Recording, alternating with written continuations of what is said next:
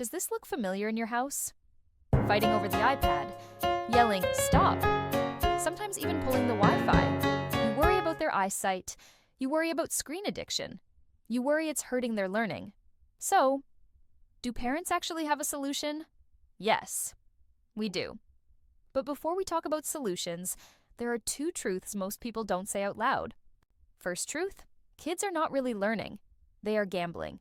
We tell ourselves, my child taps the apple. The iPad says apple. They repeat it. That's learning English. That's wrong. Their brain is not really thinking. They learn one thing only. Tap the brightest button, get a reward. Psychologists call this the slot machine effect. They are not practicing reading. They are practicing fast tapping. That's why when the screen is gone, the same word on paper suddenly looks unfamiliar, because that was passive input. The brain never engaged. Second truth, passive screen use literally changes the brain. NIH research shows children who spend long hours passively watching screens develop thinner brain cortex in areas responsible for thinking. Simply put, the more they passively watch, the less they want to think. So what do? We can't watch our kids 24/7, and we're already exhausted from work. The AI era is here. Not knowing and using AI in the future will be like not knowing how to read or write. So the answer is not taking the iPad away. The key is replacing how it's used.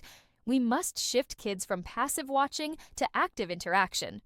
That's why I created a new series, AI for Kids: How to Talk to AI and Turn Ideas into Reality. The goal is not memorization knowledge. Here's a Silicon Valley truth. The best engineers don't start from scratch. They start by copying, then pasting, then experimenting. Kids learn the same way. In this series, kids learn to copy prompts first, see the magic of AI, then write their own. They turn AI into a personal learning coach. Shift from passive watching to active asking, thinking, and creating. Einstein said creativity matters more than knowledge, because without creativity, no new discoveries or breakthroughs would exist. And creativity only grows when you actually use what you've learned.